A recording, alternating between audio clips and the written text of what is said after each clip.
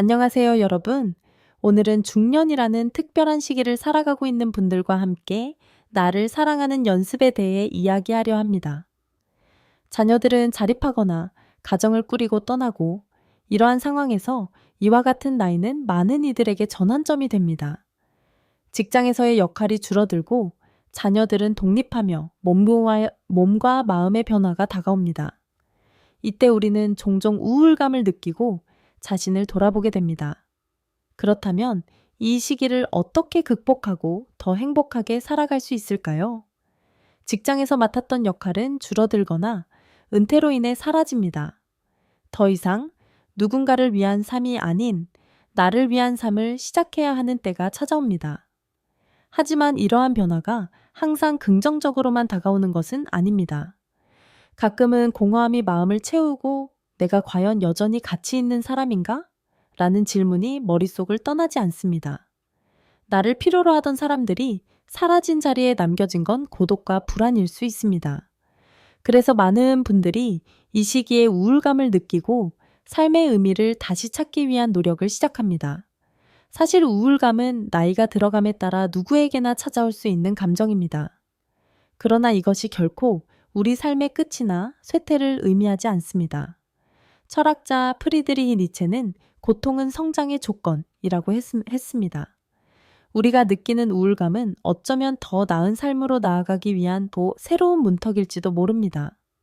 그렇다면 이 시기를 어떻게 극복하고 더 나은 자신을 만들어갈 수 있을까요?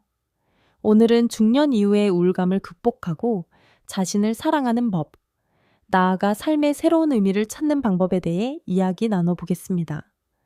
사례와 철학적인 통찰, 그리고 실천 가능한 팁을 통해 여러분의 삶에 따뜻한 위로와 실질적인 도움을 드릴 수 있기를 바랍니다. 지금 이 이야기를 들으며 여러분은 어떤 감정을 느끼고 계신가요? 혹시 마음 한구석에 공허함이나 불안함이 자리 잡고 있다면 이 시간에 저와 함께 그 감정의 이유를 찾아보고 새로운 가능성을 탐구해 보는 건 어떨까요? 오늘은 은퇴 후 우울감을 느끼고 자신을 사랑하는 법을 다시 배워야 했던 한 분의 이야기를 들려드리려고 합니다.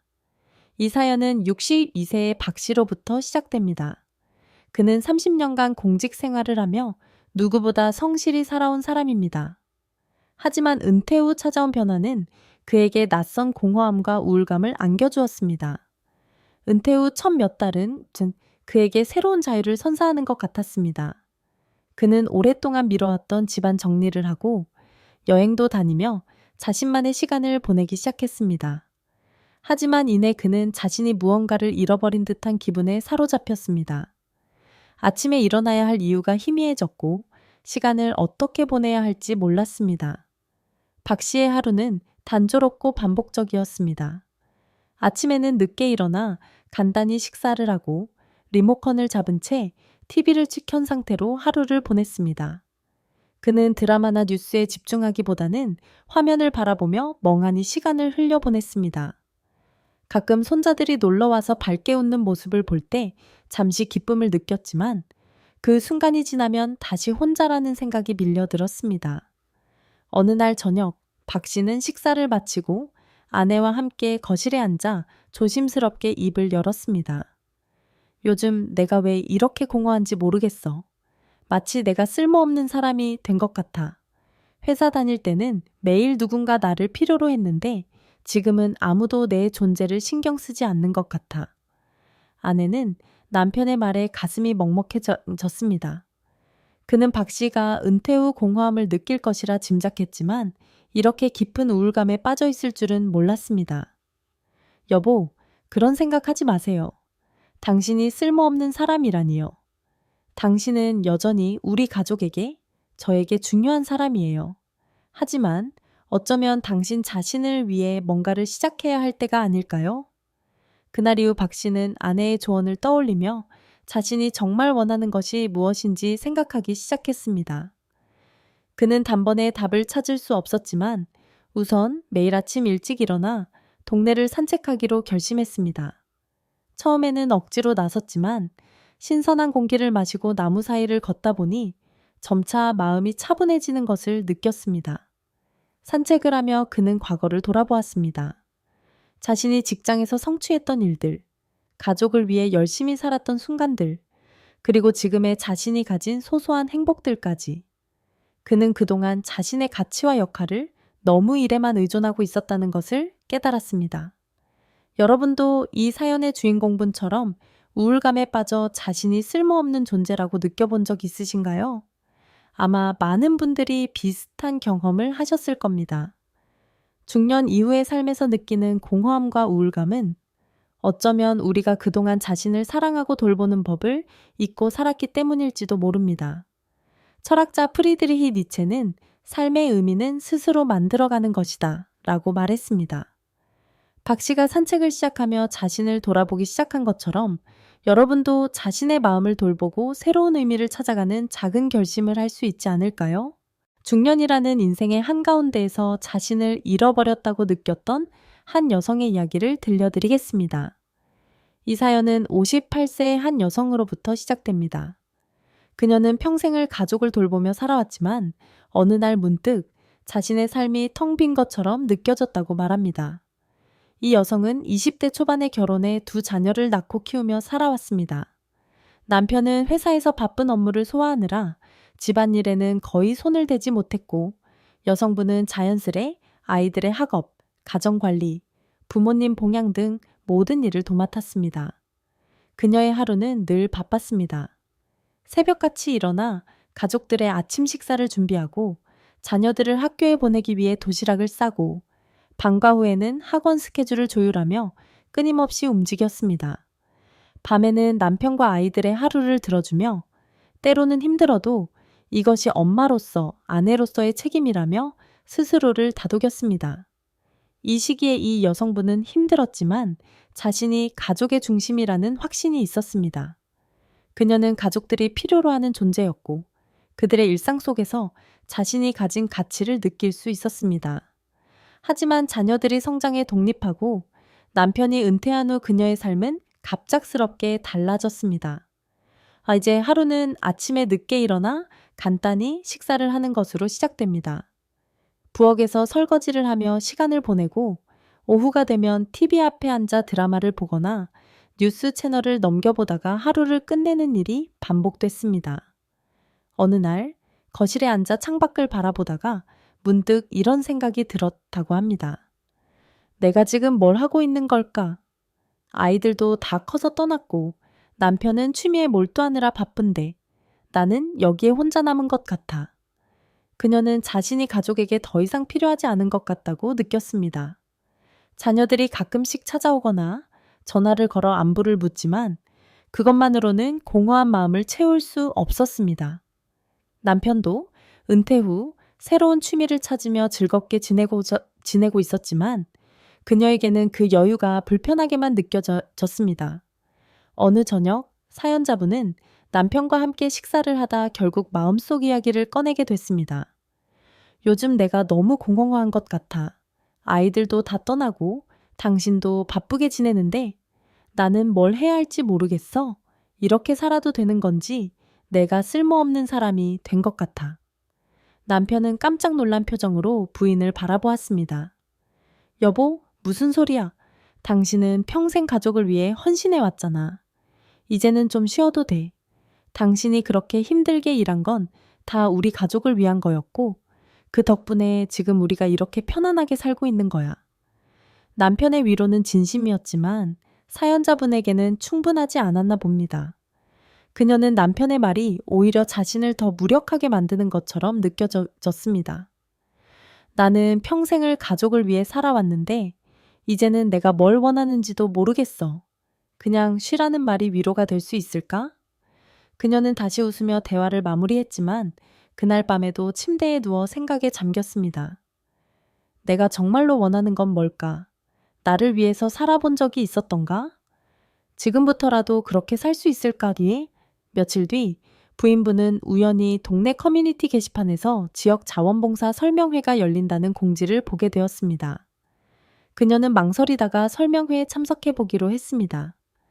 행사장에 들어서자 다양한 나이와 배경을 가진 사람들이 자리를 채우고 있었습니다. 강연자는 말했습니다. 우리는 누구나 은퇴 후 공허함을 느낄 수 있습니다. 하지만 이 시기는 새로운 시작을 할 수 있는 기회이기도 합니다.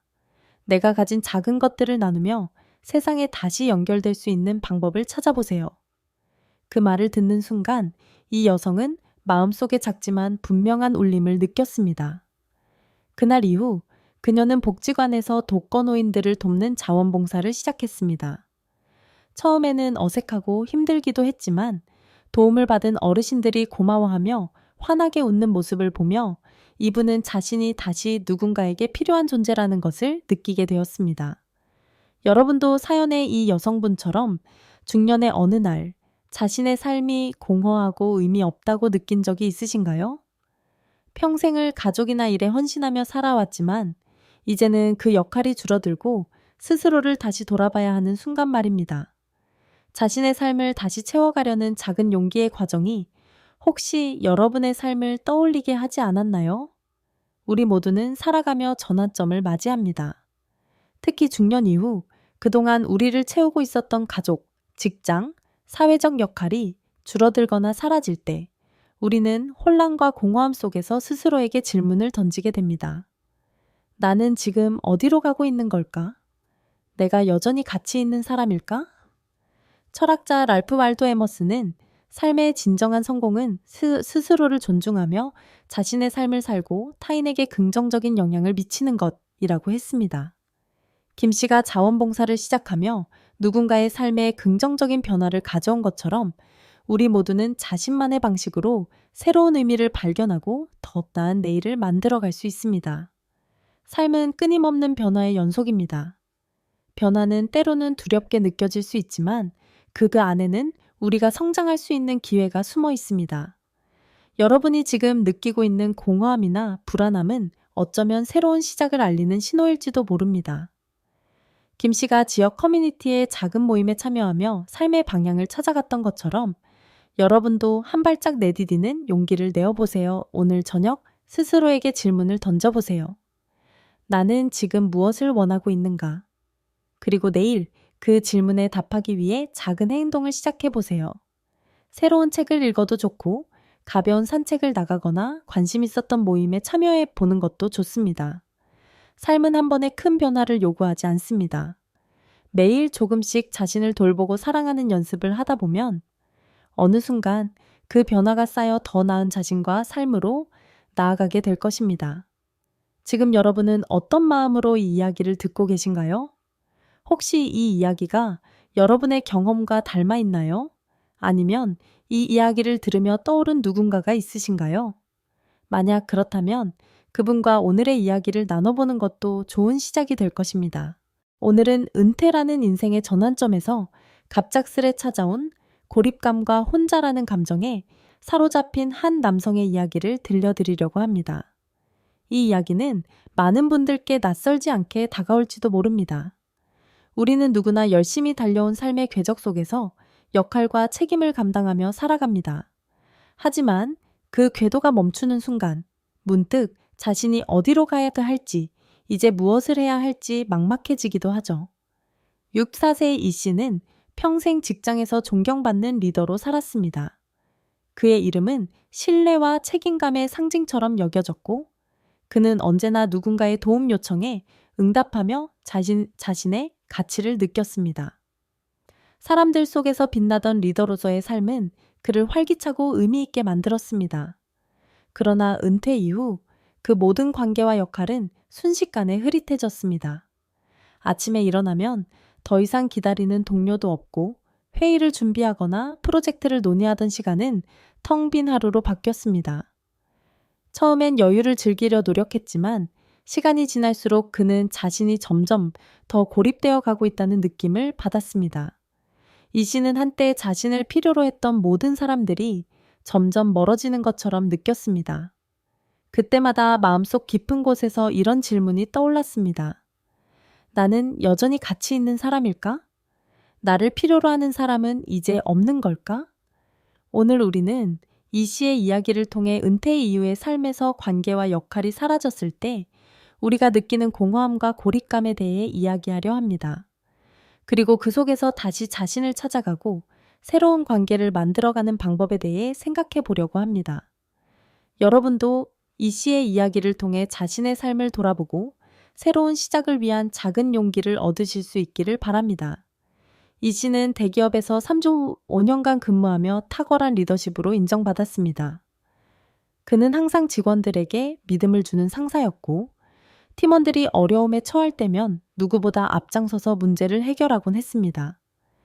프로젝트 마감일이 다가올 때면 팀원들과 밤늦게까지 회의실에 남아 일을 나눴고, 성과를 이루었을 때는 함께 환호하며 기쁨을 나누던 사람이었습니다.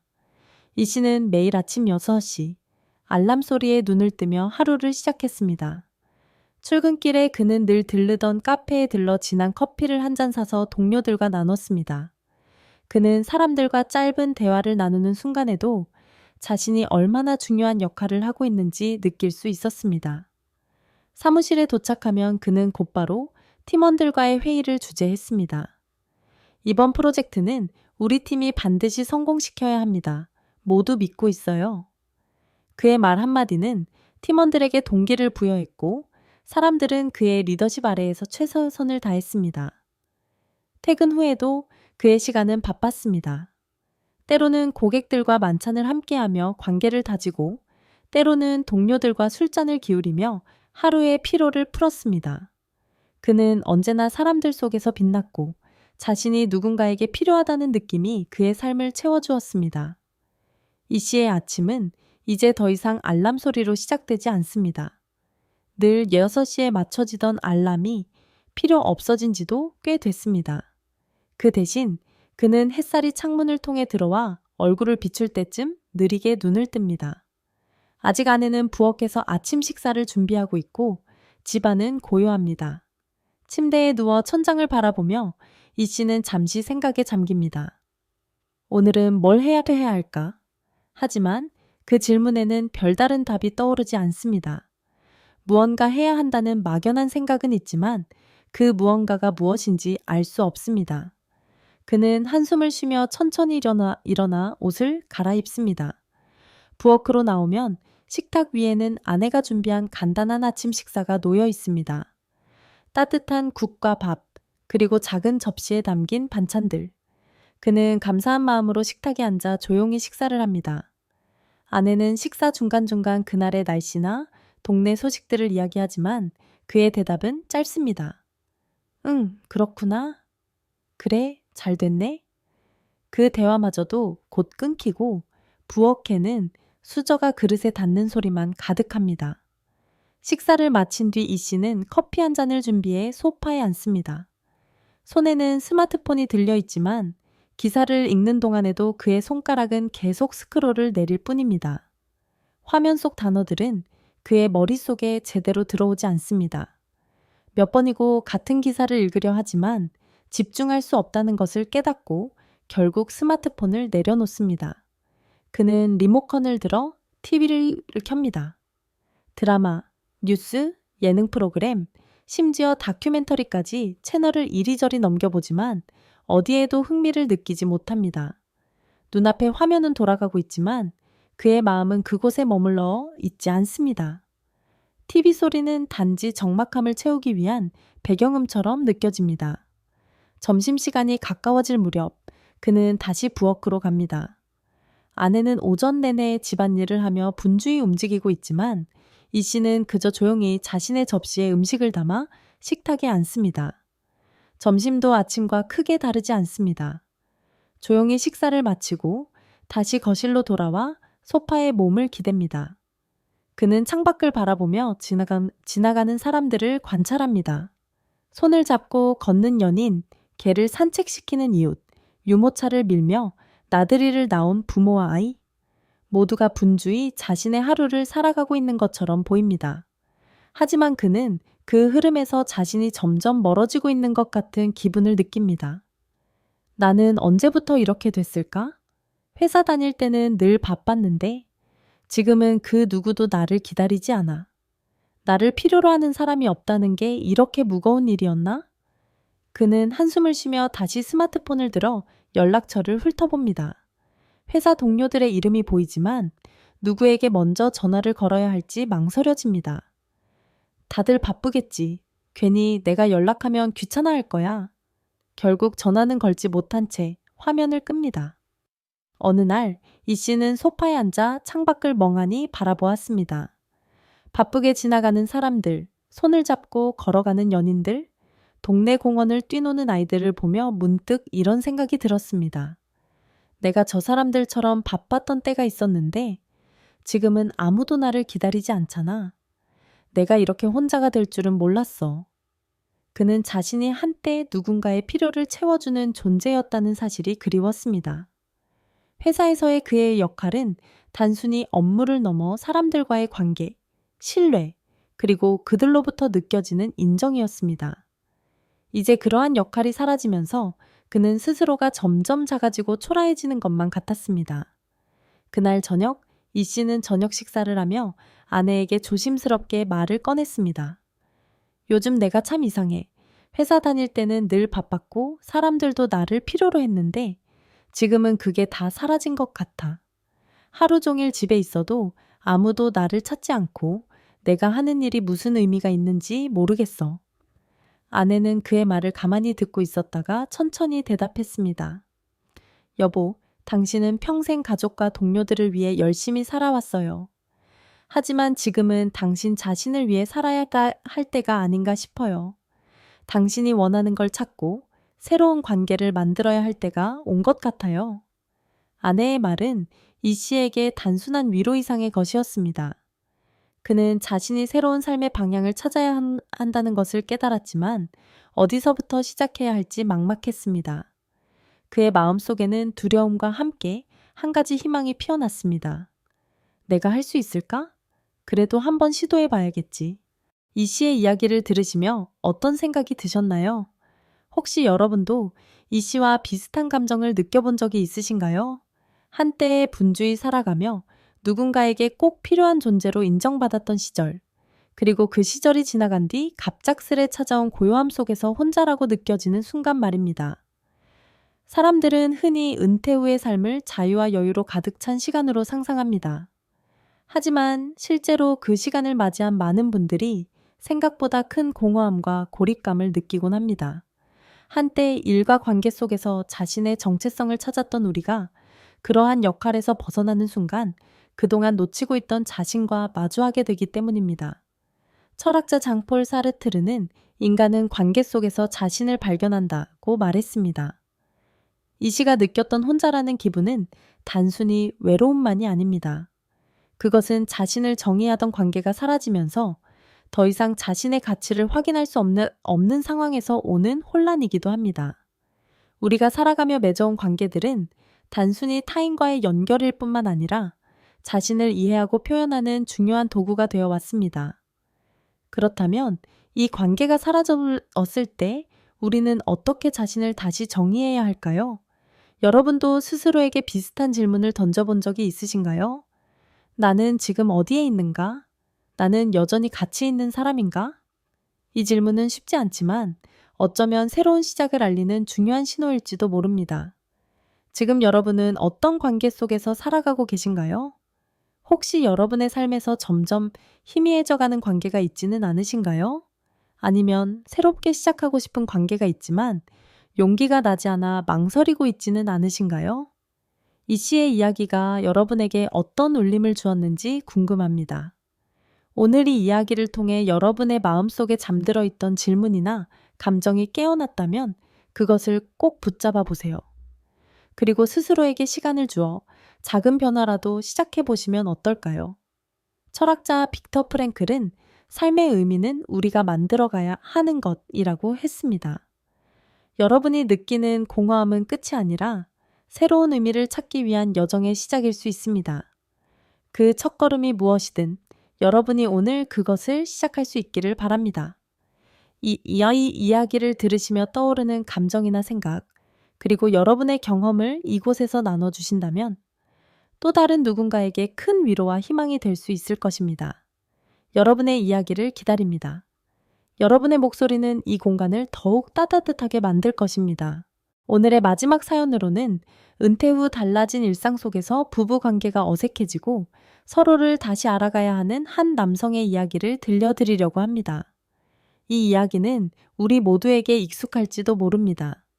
결혼 후 오랜 시간 동안 각자의 역할 속에서 열심히 살아가며 가족이라는 울타리를 유지해왔지만 정작 부부로서의 관계는 그 울타리 안에서 점점 희미해졌던 기억이 떠오르진 않으신가요?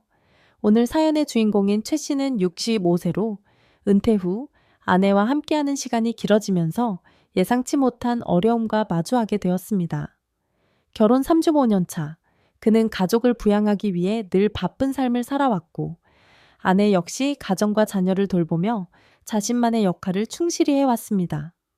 두 사람은 각자의 자리에서 최선을 다했지만, 이제 막상 두 사람만 남겨진 시간이 길어지자 그 관계 속에서 낯설음과 어색함을 느끼기 시작했습니다. 은퇴 후의 삶은 많은 사람들이 새로운 시작이라고 말합니다.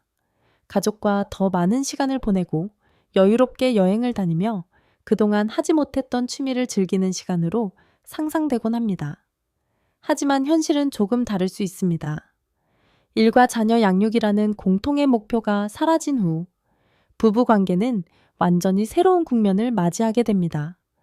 평생을 함께 살아왔음에도 불구하고 서로를 다시 알아가야 하는 순간이 찾아오는 것이죠. 최 씨는 은퇴 전에는 느껴보지 못한 고립감과 어색함을 경험하고 있습니다. 늘 바쁘고 활기차게 살았던 그의 삶에서 아내와의 관계는 일상 속에서 자연스럽게 유지되는 것이었습니다.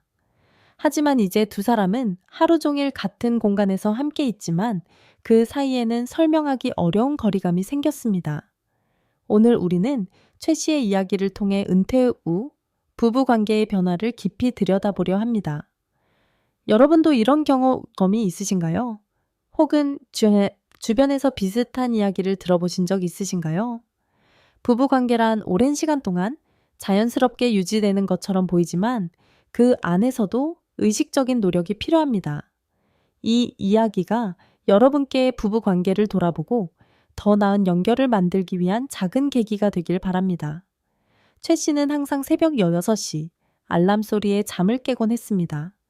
침대에서 일어나 서둘러 세수를 하고 넥타이를 매며 아내에게 큰 소리로 말했습니다. 나 오늘 7시 반에 회의 있어. 아침은 간단히 먹을게. 아내는 부엌에서 재빠르게 움직이며 그의 말을 받았습니다.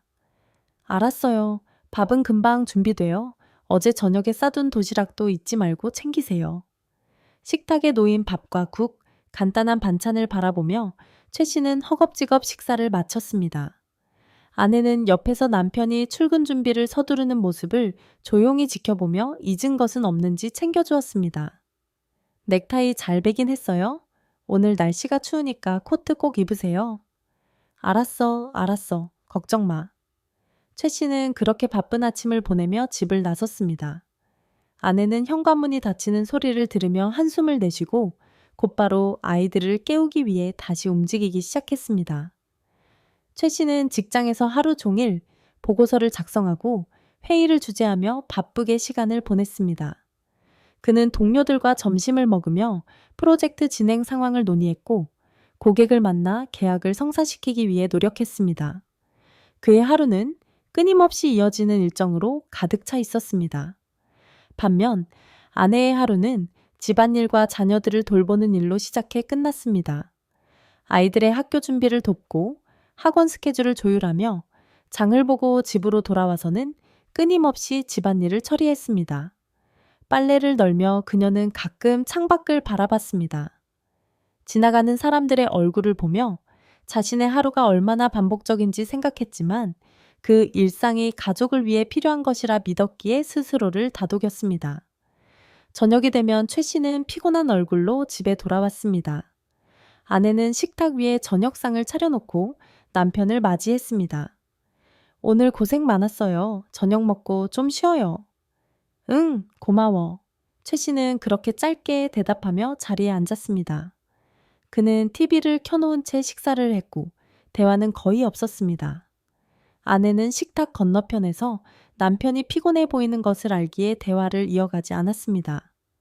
대신 그는 아이들의 숙제를 봐주거나 다음 날 준비할 것을 정리하며 조용히 자신의 일을 했습니다. 주말에도 두 사람의 일상은 크게 다르지 않았습니다. 최 씨는 대개 늦잠을 자고 오후에는 신문을 읽거나 TV를 보며 시간을 보냈습니다. 아내는 그 옆에서 아이들과 시간을 보내거나 집안일을 처리하느라 여전히 바빴습니다. 가끔 아내가 먼저 말을 걸었습니다. 우리 이번 주말에는 가족끼리 외식이나 할까요? 최 씨는 고개를 끄덕이며 대답했습니다. 좋아, 시간 맞춰 나가자. 하지만 외식 자리에서도 대화는 대부분 자녀 중심이었습니다. 학교 생활은 어때? 이번 시험은 잘 봤어? 그들의 대화는 언제나 가족의 필요와 자녀들의 미래에 초점이 맞춰져 있었습니다. 이러한 반복적인 일상은 최 씨의 퇴직 이후 점차 둘의 관계가 어색해지는 관계가 되기 일쑤습니다. 최 씨는 퇴직 후 아내와 하루 종일 집에서 시간을 보내게 되었습니다. 처음에는 이런 여유가 좋았습니다. 그는 아침에 느긋하게 일어나 식탁에 앉아 커피를 마셨고 아내가 준비한 아침 식사를 먹으며 은퇴 후에 여유로운 삶을 즐기고자 했습니다. 하지만 시간이 지날수록 그는 자신이 아내와 대화를 나누는 시간이 생각보다 적다는 것을 깨달았습니다. 둘이 식탁에 앉아 있어도 대화는 간단한 일상적인 말로 끝나기 일쑤였습니다. 밥 맛있네. 응, 당신 건강 생각해서 준비했어요. 더 먹어봐요. 짧은 대화 후에는 고요한 침묵이 흘렀습니다. 최 씨는 커피 잔을 손에 든 채 아내를 바라보았지만 무슨 말을 해야 할지 몰랐습니다. 점심을 마치고 나면 최 씨는 TV를 켰습니다. 뉴스 채널을 넘기다 예능 프로그램에 잠시 머물렀지만 정작 마음이 거기에 있지 않았습니다. 아내는 부엌에서 설거지를 하거나 집안일을 하며 하루를 보냈습니다. 어느 날 그는 아내가 청소를 마치고 잠시 소파에 앉아 있을 때 용기를 내 말을 건넸습니다. 요즘 뭐 재밌는 거 없어? 나도 뭐라도 좀 해보고 싶어서. 아내는 잠시 멈칫하더니 대답했습니다. 당신이 뭘 좋아하는지 나도 잘 모르겠네요. 평생 바쁘게 일만 했잖아요. 그 말이 맞았습니다. 그는 평생 회사에서 일하며 가족을 부양하는 데 집중했기에 정작 자신의 취미나 관심사를 돌아본 적이 없었습니다. 아내의 말은 단순한 답변이었지만 그의 마음에는 작은 찔림처럼 남았습니다. 둘의 대화는 점점 줄어들었습니다. 함께 있는 시간이 많아질수록 오히려 서로의 존재가 부담스러워졌습니다. 아내는 남편과 대화를 시도하고 싶었지만 무엇을 말해야 할지 몰랐습니다. 이렇게 둘만 남았을 때도 할 얘기가 없다는 게 이상해. 우리가 30년 넘게 같이 살았는데도 왜 이렇게 어색할까? 남편 역시 비슷한 생각을 하고 있었습니다. 나는 그녀의 남편인데 왜 이렇게 거리감이 느껴질까? 나는 왜 그녀가 어떤 생각을 하고 있는지 알지 못할까? 어느 날 저녁, 최 씨는 아내가 식탁을 정리하는 모습을 바라보며 말했다. 우리는 왜 이렇게 대화가 없지? 당신은 내가 뭐 생각하는지 궁금하지 않아? 아내는 잠시 멈춰 그를 바라보았습니다. 당신은 내 생각이 궁금해 본 적 있나요? 나는 당신이 늘 바빠서 내 얘기는 필요 없을 거라고 생각했어요. 아내의 대답은 그의 마음을 무겁게 만들었습니다. 그는 과거를 돌아보며 자신이 아내의 말에 얼마나 무심했는지 깨닫기 시작했습니다. 시간이 흐르며 둘 사이에 조용한 갈등이 생겼습니다. 서로가 무언가를 말하려다 멈추는 순간들이 점점 많아졌습니다. 아내는 설거지를 하다 중얼거렸습니다. 당신이 집에 있으니 편할 줄 알았는데 오히려 어색해지는 것 같아요. 최 씨는 그 말을 들으며 대답했습니다. 나도 그렇게 느껴. 우리가 이렇게 둘만 있는 게 익숙하지 않아서 그런가 봐. 이 대화는 어색함 속에서 끝났습니다. 최 씨는 아내와 진심으로 대화를 나누고 싶었지만 어디서부터 시작해야 할지 몰랐습니다. 그는 자신이 늘 가족의 가장으로서 역할을 충실히 했다고 생각했지만 이제는 그 역할이 없어진 자리에서 어떻게 관계를 이어가야 할지 몰랐습니다. 어느 날 밤, 아내는 남편 옆에 앉아 조심스럽게 물었습니다. 당신은 지금 행복해요? 나는 가끔 우리가 너무 낯설게 느껴져요. 최 씨는 깊은 한숨을 쉬며 대답했습니다. 행복한지 모르겠어. 내가 지금 뭘 해야 할지도 모르겠고, 당신은 내가 너무 달라진 것 같아? 아내는 고개를 저으며 말했습니다. 아니요. 당신이 달라진 게 아니라 우리가 서로에게 관심을 안 두었던 시간이 쌓인 거겠죠? 이제는 우리가 서로를 다시 알아봐야 하지 않을까 싶어요.